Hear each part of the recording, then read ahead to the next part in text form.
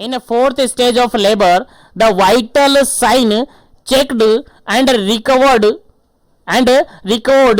Every. देख question यहां पर सिंपल सा ये पूछा है कि फोर्थ स्टेज ऑफ लेबर की अगर अपन बात करते हैं तो फोर्थ स्टेज ऑफ लेबर में वाइटल साइन रिपीटेडली चेकआउट किए जाते, वाइटल साइन रिपीटेडली क्या किया जाता है, चेक किया जाता है, रिकॉर्ड किया जाता है, तो वो कितने टाइम पीरियड बाद वो रिपीट किया जाता है। आंसर आपको देना, पहला ऑप्शन यहां पर है 10 मिनट्स में रिपीट किया जाता है, सेकेंड ऑप्शन है 15 मिनट्स में रिपीट किया जाता है, थर्ड ऑप्शन है 20 मिनट्स में रिपीट किया जाता है और फोर्थ ऑप्शन है 30 मिनट्स में रिपीट किया जाता है। फोर्थ स्टेज ऑफ लेबर की बात की जा रही है। फोर्थ स्टेज ऑफ लेबर के अंदर जो वाइटल साइन चेक किए जाते हैं वो कितने टाइम पीरियड बाद रिपीट किए जाते हैं, यानी एवरी कितने टाइम पीरियड कितने मिनट्स बाद वो रिपीट होते हैं। चलेगा, इस क्वेश्चन का बिल्कुल राइट आंसर अगर अपन देखें तो ऑप्शन नंबर सेकंड बिल्कुल करेक्ट आंसर है और ऑप्शन नंबर बी बिल्कुल करेक्ट आंसर है। एवरी 15 मिनट, हर 15 मिनट में वाइटल साइन लेना होता है फोर्थ स्टेज ऑफ लेबर के अंदर। हर 15 मिनट में, याद रहे, हर 15 मिनट के अंदर वाइटल साइन लेने होते हैं, याद रहे, इंपॉर्टेंट है। अभी थोड़ी देर पहले भी आपसे कहा था। चलेगा, नेक्स्ट क्वेश्चन की बात करते हैं। लेकिन जो भी कैंडिडेट चैनल पर पहली बार विजिट कर रहे हैं चैनल को जरूर से सब्सक्राइब कर लीजिएगा, साथ ही बेल आइकन कॉल पे प्रेस कर लीजिएगा ताकि आपको सेशन का वेट नहीं करना पड़े और आपको जैसे ही सेशन स्टार्ट हो उसका नोटिफिकेशन मिल जाए। उसी के साथ जो भी कैंडिडेट अभी जुड़े हैं सेशन को एक बार से लाइक शेयर कर दीजिएगा ताकि सभी तक पहुंच जाए, क्योंकि मेरा टारगेट है सभी तक सेशन पहुंचाना और सभी को ये सारे क्वेश्चन पहुंचाना। चलेगा, सेकंड नेक्स्ट क्वेश्चन की बात करते हैं। 72 नंबर क्वेश्चन है। 72 नंबर क्वेश्चन है, के क्या रहा है देखिएगा। Another line is draw the parallel to the alert line at the distance of, खाली जगह छोड़ा हुआ इसको भरना है, is called the action line. देखिए सिंपल सा क्वेश्चन यहां पर ये पूछा है, घुमा फिरा के क्वेश्चन है कि मान के चलेगा ये आपकी एक लाइन बनी हुई है। आपने देखा होगा पार्टोग्राफ, आपने पढ़ा होगा, आपने पार्टोग्राफ पढ़ा होगा, नहीं पढ़ा तो याद रखेगा। मान के चलेगा, सपोज कीजिएगा कि आपकी एक लाइन बनी हुई है, इसको आप अलर्ट लाइन बोलिए। क्या बोलिए? अलर्ट लाइन बोलिए, क्योंकि पार्टोग्राफ के अंदर दो बेसिक लाइन होती है, अलर्ट लाइन और एक्शन लाइन। ठीक है, अलर्ट लाइन और एक्शन लाइन, ये आपकी अलर्ट लाइन है। दूसरी लाइन यहां पर इसी के पैरेलल यहां पर खींची जाती हैं, इसी के पैरेलल यहां पर बनाई जाती हैं, जो कि एक्शन लाइन होती हैं, जो कि क्या होती हैं? एक्शन लाइन होती हैं। तो अलर्ट लाइन और एक्शन लाइन के बीच का जो टाइम पीरियड गैप होता है वो कितना होता है? जनरली ये पूछा है आपसे, जनरली ये पूछा है कि दो line, another line is draw the parallel with the alert line. ठीक है, एक अदर लाइन और खींची गई है जो कि पैरेलल खींची जा रही है अलर्ट लाइन के, और उस लाइन को एक्शन लाइन बोला जाता है। तो उनके बीच का जो डिफरेंस चलेगा, टाइम पीरियड का जो डिफरेंस चलेगा, वो कितने टाइम पीरियड का चलेगा, कितने घंटे का चलेगा? आंसर आपको बताना है। पहला ऑप्शन यहां पर देखेगा, पहला ऑप्शन यहां पर देखेगा 2 आवर 2 घंटे, सेकंड ऑप्शन देखेगा 4 आवर 4 घंटे, थर्ड ऑप्शन देखेगा 6 आवर 6 घंटे और फोर्थ ऑप्शन देखेगा 8 आवर 8 घंटे। और ये क्वेश्चन आई थिंक आप सबको याद हो, तो आपके स्पेशली राजस्थान सीएचओ के जो एग्जाम हुआ था जिसके अंदर आप सेलेक्ट होकर आए थे, उनमें ये क्वेश्चन एज इट इज पूछा गया था। आप सबको याद हो, तो नहीं याद हो तो अब याद रख लीजिएगा, हो सकता है आपके एग्जाम में भी एज इट इज पूछा जाए। तो एक्शन लाइन और अलर्ट लाइन के बीच का जो गैप होता है, टाइम ड्यूरेशन का जो गैप होता है, वो कितना होता है? आपका आंसर क्या रहेगा? जल्दी से आपको आंसर बताना है, क्या इसका करेक्ट आंसर होगा। चलेगा, 72 का जो बिल्कुल करेक्ट आंसर अगर अपन कहें तो ऑप्शन नंबर बी बिल्कुल करेक्ट आंसर है। कितना टाइम पीरियड होता है यहां पर? 4 आवर 4 घंटे का ड्यूरेशन इनके बीच में होता है। याद रहे, कितने घंटे का? 4 घंटे का ड्यूरेशन इनके बीच में होता है, अलर्ट लाइन और एक्शन लाइन के बीच में। पार्टोग्राफ से रिगार्डेड क्वेश्चन है, उम्मीद है समझ में आ गया होगा और याद रहेगा। अगर क्वेश्चन आ जाता है तो बिल्कुल सही आप करेंगे। चलेगा, आगे बढ़ते हैं नेक्स्ट क्वेश्चन पर। और नेक्स्ट क्वेश्चन आपका 73 नंबर क्वेश्चन। 73 नंबर क्वेश्चन क्या कहता है देखिएगा, काफी इंपॉर्टेंट क्वेश्चन है 73 नंबर। और 73 नंबर क्वेश्चन कहता है, what do you mean by antepartum haemorrhage? Antepartum haemorrhage से आप क्या समझते हैं? चलेगा, जल्दी से आपको आंसर बताना है, एंटेपार्टम हेमरेज से आप क्या समझते हैं? और जो भी डाटा मैं बता रहा हूं बिल्कुल आपके मॉड्यूल्स का डाटा बता रहा हूं। एक्स्ट्रा आपको हो सकता है कंफ्यूजन हो सकता है, क्योंकि आपने कंपटीशन के अंदर जो कंपेटिटिव एग्जाम्स की प्रिपरेशन आप कर रहे हैं तो उसमें थोड़ा सा डाटा चेंजेस पड़े होंगे। तो जो भी डाटा मैं बता रहा हूं आपके मॉड्यूल्स के अकॉर्डिंग बता रहा हूं, और आपके मॉड्यूल्स के अकॉर्डिंग आपका डाटा माना जाएगा आपके फाइनल एग्जाम के अंदर। ठीक है, और कुछ डाटा अगर मिस प्रिंट है, मतलब गलत है, तो उसको मैं करेक्ट करवा दूंगा। बाकी जो भी डाटा होगा आपके मॉड्यूल्स के अकॉर्डिंग ही बताया जाएगा, चलेगा। What do you by antepartum hemorrhage, यानी एपीएच के रिगार्डेड बात की जा रही है, और एपीएच के रिगार्डेड ऑलरेडी हम पढ़ चुके हैं प्रीवियसली सेशंस के अंदर, चलेगा। पहला ऑप्शन यहां पर है vaginal bleeding any time after the 20 week of gestation. Second option है vaginal bleeding after the 28 week of pregnancy. Third option है vaginal bleeding after the 30 week of pregnancy, और फोर्थ ऑप्शन है vaginal bleeding after the 40 week of pregnancy. चलेगा, answer आपको बताना है क्या इसका करेक्ट आंसर है। एंटीपार्टम हेमरेज किसको अपन कहेंगे, चलेगा। यहां पर अगर आप देखें तो यहां से दो लास्ट के दो ऑप्शन है, यानी 40 और 30 दोनों तो आप काट देते हैं, बिल्कुल ये तो इसका आंसर हो ही नहीं सकता। अब यहां पर दो ऑप्शन है, आपने कंपटीशन के अंदर जनरली 28 वीक पढ़े होंगे और जनरली 20 भी पढ़े होंगे, ठीक है। और यहां पर अगर बिल्कुल करेक्ट आंसर रहेगा तो आपका बिल्कुल करेक्ट आंसर रहेगा option number first. Option number first बिल्कुल करेक्ट आंसर रहेगा, क्योंकि आपके मॉड्यूल्स के अकॉर्डिंग भी यही माना जाता है, ठीक है। और हर बार यही माना जाता है, अगर क्वेश्चन रिपीट हुआ है तो वहां पर भी क्वेश्चन का आंसर क्या माना जाता है, यही माना जाता है। तो जनरली अपन कहें तो एपीएच अगर होता है, एंटीपार्टम हेमरेज होता है, तो उसके अंदर ब्लीडिंग देखने को मिलती है after the completion of the 20 week of gestation. 20 week pregnancy के 20 वीक कंप्लीट होने के बाद, यानी 20 वीक के बाद से लेकर जब तक बेबी की डिलीवरी नहीं हो जाती है वहां तक अगर ब्लीडिंग होती है, बिफोर डिलीवरी, याद रहे बिफोर डिलीवरी, डिलीवरी से पहले अगर ब्लीडिंग होती है, किससे, 20 वीक ऑफ गेस्टेशन के बाद, और डिलीवरी से पहले अगर ब्लीडिंग होती है, दैट इज आपका एपीएच, एंटीपार्टम हेमरेज, याद रखिएगा।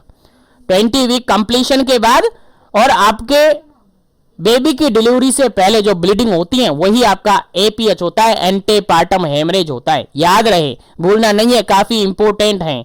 चलेगा, आगे बढ़ते हैं नेक्स्ट क्वेश्चन पर, और नेक्स्ट क्वेश्चन आपके सामने काफी इंपॉर्टेंट है, 74 नंबर क्वेश्चन है। 74 नंबर क्वेश्चन है। 74 नंबर क्वेश्चन के अंदर क्या पूछा है, देखिएगा। What is the most common cause of the antepartum hemorrhage in pregnant women. Pregnant women के अंदर जो एपीएच की कंडीशन होती है उसका मोस्ट कॉमन कोज क्या होता है, मोस्ट कॉमन कोज यहां पर पूछा है एपीएच का, चलेगा। पहला ऑप्शन यहां पर सर्वाइकल कार्सिनोमा, सेकंड ऑप्शन है यहां पर इक्लेम्सिया, थर्ड ऑप्शन है यहां पर प्री इक्लेम्सिया, और फोर्थ ऑप्शन है यहां पर प्लेसेंटा प्रीविया। चलेगा, आंसर आपको बताना है क्या इसका करेक्ट आंसर होगा, जल्दी कीजिएगा क्या इसका करेक्ट आंसर होगा, क्योंकि इस क्वेश्चन को अपन पहले और प्रीवियसली भी सोल्व कर चुके हैं, प्रीवियसली भी हम इस क्वेश्चन को पढ़ चुके हैं। तो जल्दी कीजिएगा क्या इसका करेक्ट आंसर होगा।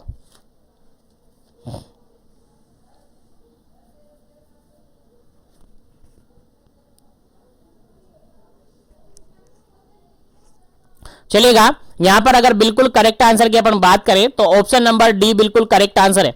अगर मोस्ट कॉमन कोज की अगर अपन बात करते हैं, मोस्ट कॉमन कोज की अगर अपन बात करते हैं, किसके अंदर, प्रेग्नेंट लेडी के अंदर किसका मोस्ट कॉमन कोज, एपीएच का, एंटीपार्टम हेमरेज का।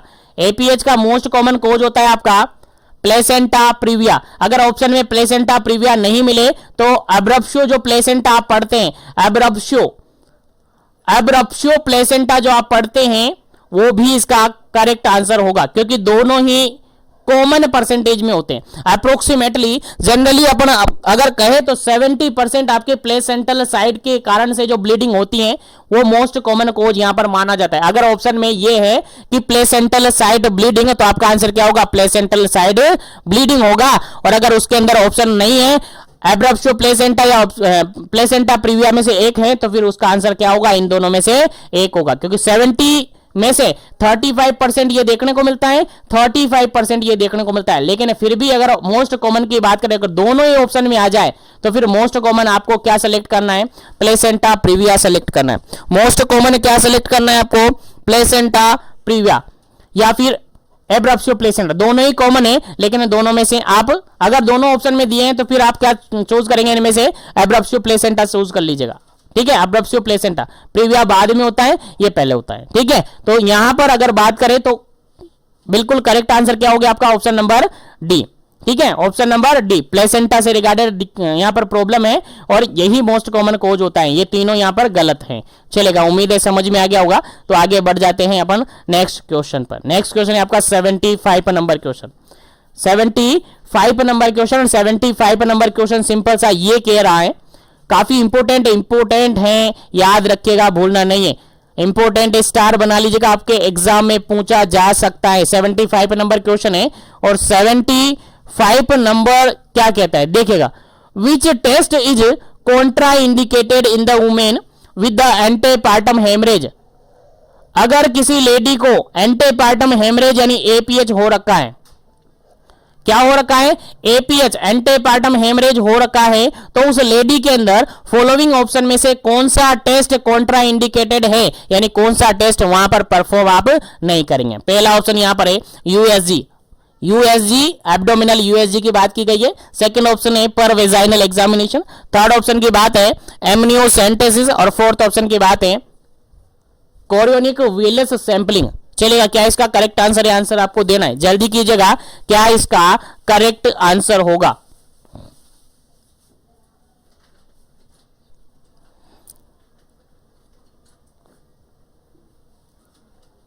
चलिए 75 के अंदर अगर बिल्कुल करेक्ट आंसर अपन देखें तो ऑप्शन नंबर सेकंड बिल्कुल करेक्ट आंसर होगा। ऑप्शन नंबर बी बिल्कुल करेक्ट आंसर होगा। यहां पर जो पर वेजाइनल एग्जामिनेशन किया जाता है, वेजाइनल एग्जामिनेशन किया जाता है, वो कॉन्ट्रा इंडिकेटेड माना जाता है। अगर पेशेंट किसका है, एपीएच का है, एंटेपार्टम हेमरेज हो रखा है किसी पेशेंट को, किसी लेडी को, तो उसके अंदर पर वेजाइनल एग्जामिनेशन नहीं किया जाता है, कभी भी नहीं किया जाता है, याद रखिएगा। इंपोर्टेंट क्वेश्चन है आपके एग्जाम पॉइंट ऑफ व्यू से। चलिए आगे बढ़ते हैं नेक्स्ट क्वेश्चन पर। नेक्स्ट क्वेश्चन है आपका 76 नंबर क्वेश्चन और 76 नंबर क्वेश्चन काफी इंपोर्टेंट है। देखिएगा, इंपोर्टेंट, काफी इंपोर्टेंट है, आपको याद रखना है। The blood loss with in the 24 hour of the baby birth and up to 6 week after the delivery is called। Simple सा क्वेश्चन ये कहा गया है कि डिलीवरी के बाद और विद इन डिलीवरी 24 आवर से लेकर अगर 6 वीक आफ्टर डिलीवरी सब ब्लड यानी ब्लीडिंग कब हो रही है, हेमरेज कब हो रहा है, आफ्टर डिलीवरी हो रहा है। जैसे ही डिलीवरी हुई है उसके 24 घंटे के अंदर ब्लीडिंग स्टार्ट हो गई है और 6 वीक तक, 6 वीक यानी कि 42 डेज तक ब्लीडिंग हो रखी है, तो हम उसको क्या कहेंगे? ऑप्शन के अकॉर्डिंग आंसर देना। पहला ऑप्शन है एपीएच एंटेपार्टम हेमरेज कहेंगे। सेकंड ऑप्शन है पोस्टपार्टम हेमरेज यानी पीपीएच कहेंगे। उसके बाद थर्ड ऑप्शन है ए एंड बी कहेंगे और फोर्थ ऑप्शन है नन ऑफ दी अबव कहेंगे। चलेगा, क्या इसका करेक्ट आंसर है? आंसर आपको देना है, जल्दी कीजिएगा, क्या इसका करेक्ट आंसर है? ब्लीडिंग हो रही है within 24 hour of the birth, baby birth हो गया है और बेबी बर्थ होने के बाद within 24 hour bleeding start हो गई है और वो ब्लीडिंग 6 वीक तक हो रही है, यानी आफ्टर डिलीवरी 6 वीक तक हो रही है। यानी कुल मिलाकर बात ये है कि ब्लीडिंग आफ्टर डिलीवरी हो रही है। और मैंने कहा था कि अगर 20 वीक ऑफ गेस्टेशन यानी प्रेगनेंसी से लेकर अगर डिलीवरी तक, यानी डिलीवरी से पहले अगर ब्लीडिंग होती है दैट इज एपीएच, यानी एंटेपार्टम हेमरेज। लेकिन अगर डिलीवरी के बाद 6 वीक तक, अगर ब्लीडिंग होती है that is PPH, postpartum hemorrhage. समझ में आ गया? बिल्कुल सिंपल सा है। डिलीवरी को आप हाईलाइट कर लीजिएगा, बेबी बर्थ को आप हाईलाइट कर लीजिएगा। अगर बेबी बर्थ के पहले ब्लीडिंग होती है दैट इज एपीएच, लेकिन पहले भी कब? 20 वीक तक, क्योंकि 20 वीक के पहले अगर ब्लीडिंग होगी तो वो एपीएच में काउंट नहीं होगा, उसको फिर एबॉर्शन कहेंगे। क्या कहेंगे? एबॉर्शन कहेंगे। तो यहां पर 20 वीक के बाद और डिलीवरी से पहले अगर ब्लीडिंग होगी दैट इज एपीएच और डिलीवरी के बाद 6 वीक तक अगर ब्लीडिंग होगी दैट इज पीपीएच यानी पोस्टपार्टम हेमरेज। इस क्वेश्चन का राइट आंसर आपका क्या होगा? ऑप्शन नंबर बी बिल्कुल करेक्ट आंसर होगा। ऑप्शन नंबर बी बिल्कुल करेक्ट आंसर हो जाएगा आपका, पोस्टपार्टम हेमरेज। याद रखेगा, कब से कब तक डिलीवरी हो चुकी है, डिलीवरी के विद इन 24 आवर, 24 घंटे के अंदर ब्लीडिंग स्टार्ट हो गई है और ब्लीडिंग कब तक हो रही है? 6 वीक आफ्टर डिलीवरी। 6 वीक बोले तो 42 दिन, 42 डेज तक अगर ब्लीडिंग हो रही है दैट इज आपका पीपीएच होगा। क्या होगा? पीपीएच होगा। क्या होगा? पोस्ट पार्टम हेमरेज होगा। याद रहे, भूलना नहीं है। हाईलाइट इसलिए कर रहा हूं, बार बार इसलिए रिपीट कर रहा हूं ताकि आपको याद रह जाए। चलिएगा आगे बढ़ते हैं नेक्स्ट क्वेश्चन पर। और नेक्स्ट क्वेश्चन आपका है 77 नंबर क्वेश्चन। और 77 नंबर क्वेश्चन काफी इंपॉर्टेंट है और 101% आपके एग्जाम में आएगा। 101% आपके एग्जाम में आ सकता है, याद रख लीजिएगा। बिल्कुल क्वेश्चन क्या कहता है देखिएगा, the most common cause of PPH. और ऑलमोस्ट सभी को याद है, ऑलमोस्ट सभी को याद है इस क्वेश्चन का answer. The most common cause of PPH in immediate after the delivery. देखिएगा क्वेश्चन सिंपल सा ये कह रहा है कि डिलीवरी के जस्ट बाद पीपीएच यानी पोस्टमार्टम हेमरेज हो गया है, तो उसका मोस्ट कॉमन कोज क्या होगा? मोस्ट कॉमन कोज क्या होगा? आंसर आपको बताना। पहला ऑप्शन यहां पर है रप्चर्ड यूट्रस, यूट्रस का रप्चर हो जाना। सेकंड ऑप्शन है यूटेराइन डिटेचमेंट, यूटेराइन का डिटेचमेंट हो जाना। थर्ड ऑप्शन है एटोनिसिटी ऑफ यूट्रस, यूट्रस का एटोनिसिटी होना। और फोर्थ ऑप्शन है यहां पर यूटेराइन स्कार। चलेगा, क्या इसका करेक्ट आंसर है? उम्मीद है सभी को याद है। सभी को याद है तो फटाफट से आंसर बता दीजिएगा क्या इसका करेक्ट आंसर होगा।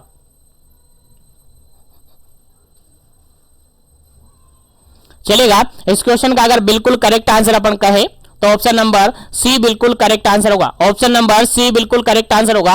एटोनी यूट्रस बिल्कुल करेक्ट आंसर है, क्योंकि जितने भी पीपीएच होते हैं, जितने भी पीपीएच यानी पोस्टपार्टम हेमरेज होते हैं, उसका अप्रोक्सीमेटली 80 to 90% केसेस किसके कारण से होते हैं?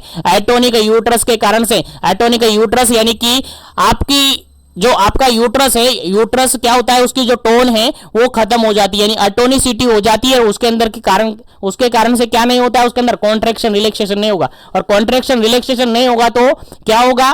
ब्लीडिंग होती जाएगी। तो एटोनिसिटी जो है मोस्ट कॉमन कोज माना जाता है पीपीएच का, जो कि अप्रोक्सीमेटली 80 to 90% केसेस के अंदर देखा जाता है। उम्मीद है समझ में आ गया होगा, याद रहेगा। चलिएगा नेक्स्ट क्वेश्चन की बात करते हैं। और नेक्स्ट क्वेश्चन आपके सामने 78 नंबर क्वेश्चन। 78 नंबर क्वेश्चन भी सिंपल सा है, सभी को याद होना चाहिए।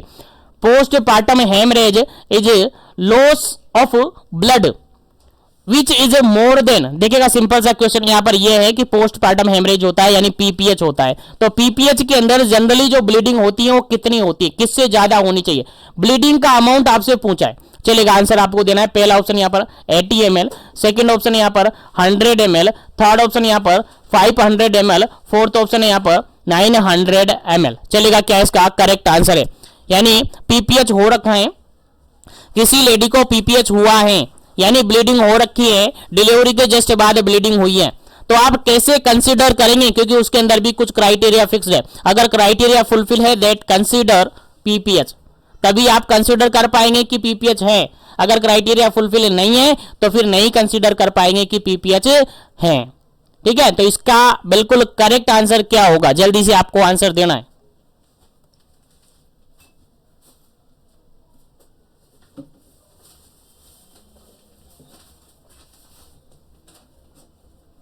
चलेगा, इस क्वेश्चन का अगर बिल्कुल राइट आंसर की अपन बात करें तो ऑप्शन नंबर सी बिल्कुल राइट आंसर होगा। ऑप्शन नंबर सी बिल्कुल राइट आंसर होगा, क्योंकि ब्लीडिंग जो होती है मोर देन 500 ml होनी चाहिए। कितनी होनी चाहिए? मोर देन 500 ml ब्लीडिंग होनी चाहिए। 500 ml से ज्यादा ब्लीडिंग होनी चाहिए, तभी उसको पीपीएच के अंदर कंसीडर किया जाता है। याद रखिएगा, पोस्टपार्टम हेमरेज जो कि जनरली आफ्टर डिलीवरी यानी after baby birth within 24 hour से स्टार्ट हो जाता है, 24 आवर से स्टार्ट हो जाता है, और 6 वीक आफ्टर डिलीवरी तक ये हो सकता है। और उसके अंदर अगर ब्लीडिंग हो रही है कितना? More than 500 ml, that consider the PPH, postpartum hemorrhage. चलेगा, उम्मीद है समझ में आ गया होगा। तो आगे बढ़ जाते हैं, और यहां से क्वेश्चन आपके एग्जाम में पूछा जा सकता है, इसलिए आपको याद होना चाहिए। चलेगा, नेक्स्ट क्वेश्चन की बात करते हैं। नेक्स्ट क्वेश्चन की बात करते हैं, और नेक्स्ट क्वेश्चन आपके एग्जाम पॉइंट ऑफ व्यू से काफी इंपॉर्टेंट है। देखिए क्वेश्चन क्या कहता है, 79 number, following the delivery, delivery की मतलब डिलीवरी हो चुकी है, the nurse suspect the atonic PPH, nurse suspect the atonic PPH in the client, which among the following is the priority of nursing intervention is. देखिएगा सिंपल सा question यहां पर यह है, फॉलोइंग द डिलीवरी, डिलीवरी के टाइमिंग में nurse को लगता है कि जो यूट्रस है वो अटोनिक है, एटोनिक पीपीएच इस क्लाइंट के अंदर, पेशेंट के अंदर हो सकता है। तो सबसे पहला नर्सिंग एक्शन क्या होगा? पहला ऑप्शन यहां पर है मसाज करेंगे आप यूट्रस को, मसाज द यूट्रस, यूट्रस को मसाज करेंगे। सेकंड ऑप्शन है administer the 10 unit of oxytocin. Third option है एडमिनिस्टर द अर्गोमेट्रिन। और फोर्थ ऑप्शन है रिपोर्ट टू दी डॉक्टर। चलेगा, क्या राइट आंसर होगा? नर्सिंग एक्शन क्या होगा? प्रायोरिटी आपको सेट करनी है, सबसे पहले क्या काम आपका होगा? Following the delivery nurse suspect the atonic PPH in the client, client के अंदर अटोनिक पीपीएच होने की संभावना है, तो नर्सिंग एक्शन में सबसे पहला क्या काम होगा? उम्मीद करता हूं सभी को समझ में आ गया क्वेश्चन और सभी का करेक्ट आंसर होगा। चलेगा, जल्दी से आपको आंसर देना है, क्या इसका करेक्ट आंसर होगा?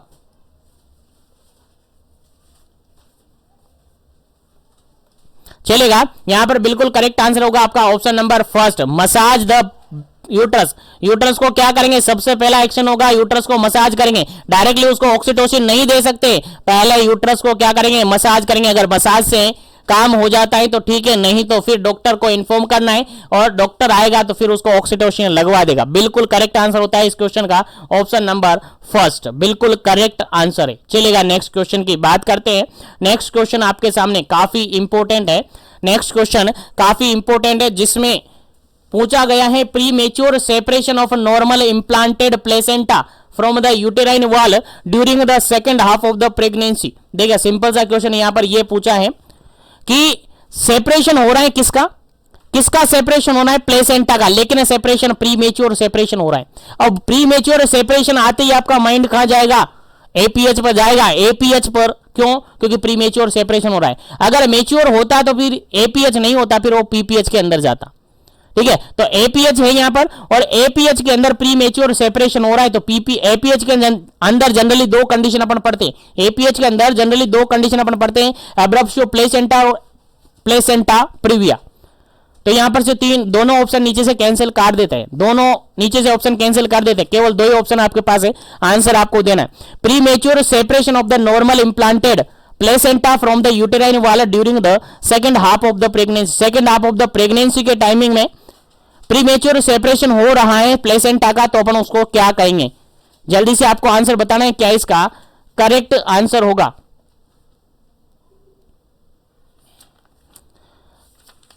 जल्दी से आंसर देना है, क्या इसका करेक्ट आंसर होगा? फिर आगे बढ़ेंगे अपन नेक्स्ट क्वेश्चन पर। चलेगा, अगर प्रीमेच्योर सेपरेशन हो रखा है तो अपन उसको कहेंगे, प्रीमेच्योर सेपरेशन हो रखा है तो जनरली अपन उसको कहेंगे एब्रप्शियो प्लेसेंटा। क्या कहेंगे?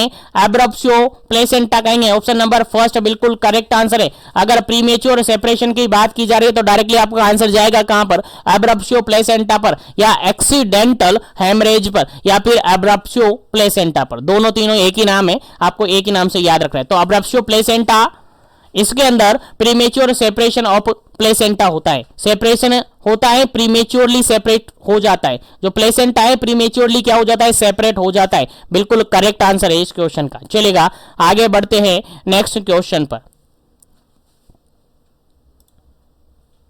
आगे बढ़ते हैं नेक्स्ट क्वेश्चन पर। सेशन को लाइक शेयर करते रहेगा। जो भी कैंडिडेट चैनल पर पहली बार विजिट कर रहे या बार बार विजिट करते हैं, चैनल को जरूर से सब्सक्राइब कर लीजिएगा, ताकि इसी तरीके से कंटिन्यू सेशन आपको मिलते रहे। चलेगा, नेक्स्ट क्वेश्चन है आपका 81 नंबर। 81 नंबर क्वेश्चन क्या कहता है? देखिएगा, implantation of the placenta in the lower uterine segment. देखिएगा, सिंपल सा क्वेश्चन पूछा है, यूटेराइन सेगमेंट कौन सा? Lower uterine segment. यानी प्लेसेंटा का इम्प्लांटेशन जनरली कहां होता है? अपर यूटेराइन सेगमेंट पर होता है। कहां होता है? अपर यूटेराइन सेगमेंट पर होता है। अब अपर यूटेराइन सेगमेंट के अंदर होता है, चाहे एंटीरियर हो सकता है चाहे पोस्टीरियर हो सकता है, लेकिन यहां पर एबनॉर्मल कंडीशन है। जो प्लेसेंटा है उसका इंप्लांटेशन कहां हो रहा है? लोअर में हो रहा है। प्लेसेंटा का इंप्लांटेशन कहां हो रहा है? लोअर में हो रहा है, जो कि एबनॉर्मल है। ठीक है, कैसा है? एबनॉर्मल है। तो ये कैसी कंडीशन होगी? पहला ऑप्शन है यहां पर एब्रप्शियो प्लेसेंटा, सेकंड ऑप्शन है यहां पर प्लेसेंटा प्रीविया, थर्ड ऑप्शन यहां पर फीटल डिस्ट्रेस और फोर्थ ऑप्शन यहां पर कॉर्ड प्रोलेप्स। चलेगा, आंसर आपको बताना है क्या इसका करेक्ट आंसर है।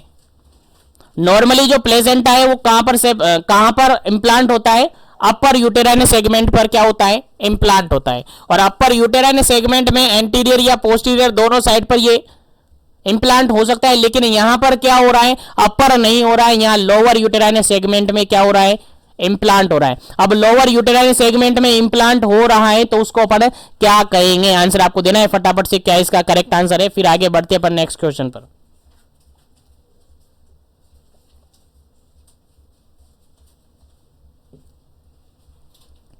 चलेगा, इस क्वेश्चन का अगर बिल्कुल करेक्ट आंसर अपन देखें तो ऑप्शन नंबर बी बिल्कुल करेक्ट आंसर है। प्लेसेंटा प्रीविया बिल्कुल करेक्ट आंसर है। प्लेसेंटा प्रीविया बिल्कुल करेक्ट आंसर है। implantation of the placenta, implantation of the placenta in the lower uterine segment that known as placenta previa. याद रखिएगा, जो भी किसके अंदर आता है, एपीएच के अंदर आता है। तो एपीएच यानी एंटीपार्टम हेमरेज के अंदर जनरली दो कंडीशन को अपन इंक्लूड करते हैं। एक करते हैं अपन प्लेसेंटा प्रीविया को, दूसरा करते हैं एब्रप्शियो प्लेसेंटा को। याद रखिएगा, इंपोर्टेंट क्वेश्चन है। चलेगा, आगे बढ़ते हैं नेक्स्ट क्वेश्चन पर। उम्मीद है यहां तक आपको सब कुछ समझ में आ गया, सब कुछ आपको याद है। चलेगा, नेक्स्ट क्वेश्चन की बात करते हैं। नेक्स्ट क्वेश्चन आपका 82 नंबर, और 82 नंबर क्वेश्चन आपसे क्या कहता है, देखिएगा। 82 नंबर क्वेश्चन कहता है, which of the following clinical presentation would a nurse expect while the assessing the patient with the abruptio placenta। देखिएगा, एक लेडी है जिसको एब्रप्सियो प्लेसेंटा हो रखा है, एक लेडी है जिसको एब्रप्सियो प्लेसेंटा हो रखा है, तो एक नर्स उसको असिस्ट कर रही है। तो नर्स क्या एक्सपेक्ट करेगी कि उसके अंदर कौन सा क्लिनिकल प्रेजेंटेशन देखने को मिलेगा, एब्रप्सियो प्लेसेंटा के अंदर क्लिनिकल प्रेजेंटेशन कौन सा देखने को मिलेगा, जल्दी से आंसर दीजिएगा। पहला ऑप्शन है रिजिड बोर्ड लाइक एब्डोमन, उसका एब्डोमन है रिजिड बोर्ड लाइक अपीयर होगा। सेकेंड ऑप्शन है एडिमा इन लेग, लेग के अंदर एडिमा देखने को मिलेगा। थर्ड ऑप्शन है एक्सेसिव ब्लीडिंग, एक्सेसिव ब्लीडिंग देखने को मिलेगा, वेजाइनल ब्लीडिंग देखने को मिलेगा। और फोर्थ ऑप्शन है प्रीमेच्योर रप्चर ऑफ मेम्ब्रेन देखने को मिलेगा। क्या देखने को मिलेगा, जल्दी से आपको आंसर बताना है, क्या इसका करेक्ट आंसर होगा।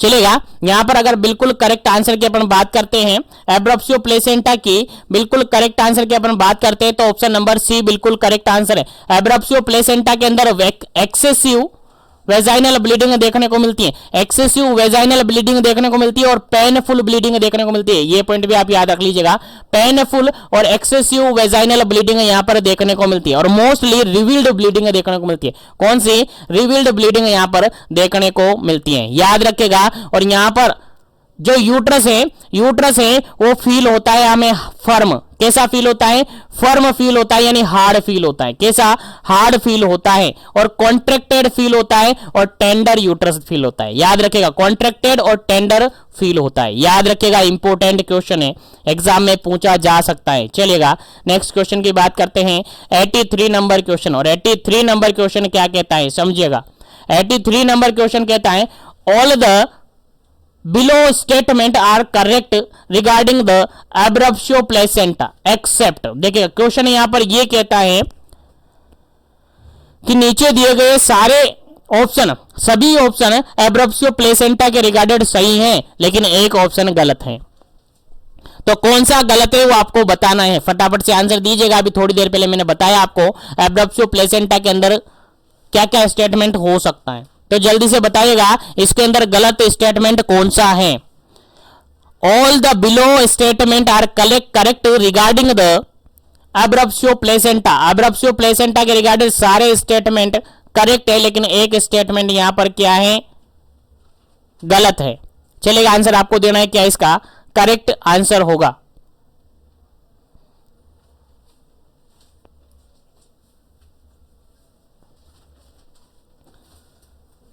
पहला ऑप्शन यहां पर है placenta in upper segment of the uterus, placenta कहां होता है, अपर सेगमेंट में होता है, बिल्कुल। सेकंड ऑप्शन है always revealed bleeding is there, third option है यहां पर bleeding is dark red in colour.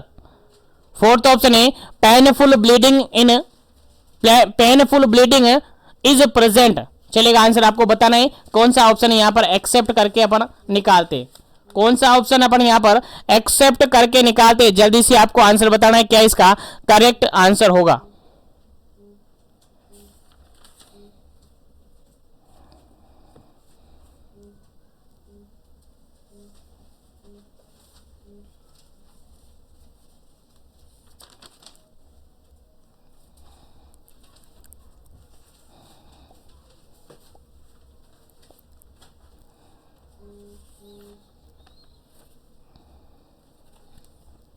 चलेगा। यहां पर अगर अपन बात करते हैं, यहां पर अगर हम बात करते हैं एब्रप्शियो प्लेसेंटा की और एक्सेप्ट करके निकालते हैं तो देखिएगा यहां पर पहला ऑप्शन है, यहां पर है placenta in the upper segment of the uterus. Placenta कहां पर है? अपर सेगमेंट ऑफ यूट्रस पे है। ठीक है, सही बात है, बिल्कुल स्टेटमेंट सही है। उसके बाद अगर बात करें always revelled bleeding in their, देखिएगा यहां पर ऑलवेज ब्लीडिंग कैसी होती है? रिवील्ड ब्लीडिंग होती है।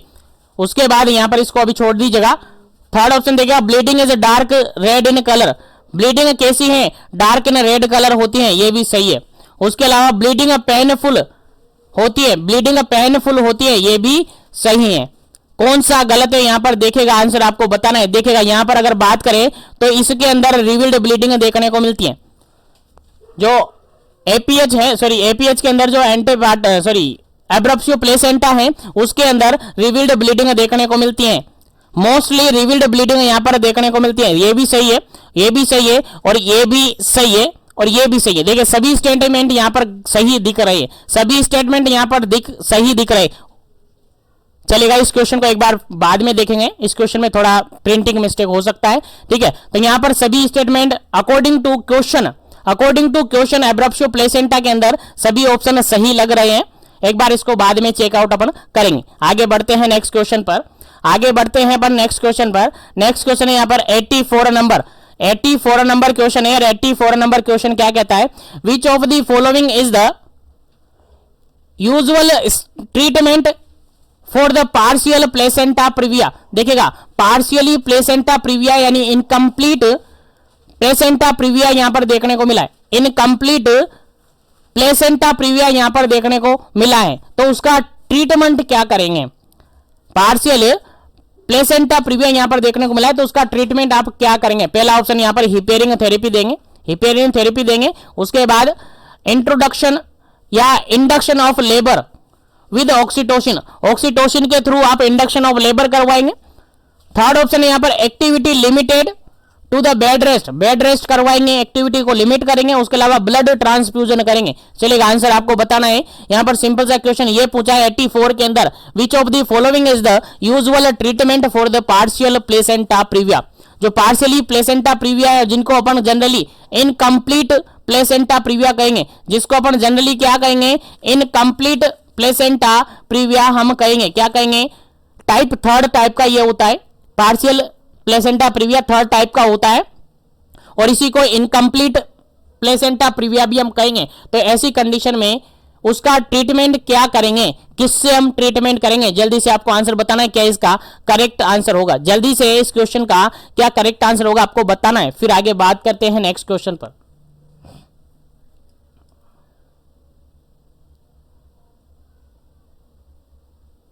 चलेगा, यहां पर 84 नंबर जो क्वेश्चन है उसके अंदर आपका आंसर होगा ऑप्शन नंबर सी होगा, क्योंकि देखिएगा यहां पर हिपेरिन थेरेपी तो देंगे नहीं और यहां पर इंडक्शन ऑफ लेबर करवाएंगे नहीं, ऑक्सीटोसिन देकर इंडक्शन ऑफ लेबर करवाएंगे नहीं है, क्योंकि यहां पर जो डिलीवरी होगी सी सेक्शन से होगी। किससे होगी? सी सेक्शन से होगी। वहां पर इंडक्शन नहीं करवा सकते, क्योंकि यहां पर क्या होगा, जो प्लेसेंटा प्रीविया है वो कहां पर है? लोअर यूटेराइन सेगमेंट में। कहां पर इंप्लांट हुआ है? लोअर यूटेराइन सेगमेंट में इंप्लांट है।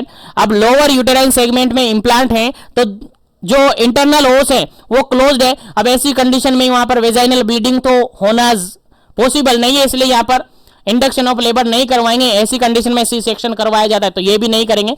हम क्या करेंगे? सीधा सा एक्टिविटी लिमिट करेंगे और बेड रेस्ट प्रोवाइड करेंगे। अगर इससे काम हो जाता है तो ठीक है, और नहीं होता है तो फिर यहां से डायरेक्टली क्या करेंगे? सी सेक्शन कर देंगे। क्या कर देंगे? सी सेक्शन कर देंगे। तो पहला और इंपॉर्टेंट इस क्वेश्चन का राइट आंसर क्या होगा आपका? ऑप्शन नंबर सी बिल्कुल करेक्ट आंसर होगा। एक्टिविटी लिमिटिंग और द बेड रेस्ट आप प्रोवाइड करेंगे।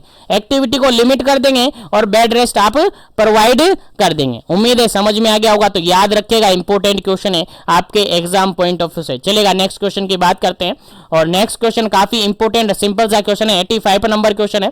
85 नंबर क्वेश्चन कहता है which the drug of choice for the management of the eclampsia. Eclampsia क्या है? जनरली आपने पढ़ा होगा PIH, प्रेगनेंसी इंड्यूस हाइपरटेंशन, जिसके अंदर अपन जनरली 3 टाइप की हाइपरटेंशन को इंक्लूड करते हैं। पहली टाइप की that is gestational hypertension, then pre eclampsia, that pre eclampsia अपन इन्वॉल्व करते हैं, फिर प्री क्लेम्शिया इन्वॉल्व करने के बाद ई क्लेम्शिया इन्वॉल्व करते हैं। यहां पर क्वेश्चन सिंपल सा ये पूछा है कि ई क्लेम्शिया की कंडीशन है, उसके अंदर आप ड्रग ऑफ चॉइस कौन सा काम में लेंगे, ऑप्शन के अकॉर्डिंग आंसर देना। पहला ऑप्शन यहां पर सोडियम नाइट्रोफ्लोराइड, सेकंड ऑप्शन है मैग्नीशियम सल्फेट, थर्ड ऑप्शन है यहां पर डोपामिन और फोर्थ ऑप्शन है यहां पर लेबेटोलोल। चलेगा, क्या इसका करेक्ट आंसर होगा? कौन सी ड्रग आप यूज करेंगे? ड्रग ऑफ चॉइस आपसे पूछिए, ई क्लेम्शिया की ड्रग ऑफ चॉइस आपसे पूछिए, जल्दी से आपको आंसर बताना है क्या इसका करेक्ट आंसर होगा।